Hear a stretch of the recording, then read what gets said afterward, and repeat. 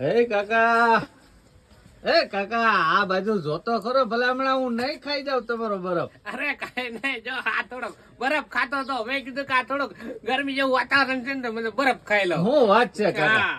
કાકા એકાદા બરફ નો ઓર્ડર આપી દો ને. ઓર્ડર ન આપવો, કા મેં તારી હાટન સમસી રાખી જ છે, આવી જ જા. એવું હાવ પરપર. તમને ખબર હતી કાકા કે હું આવી જ જાય?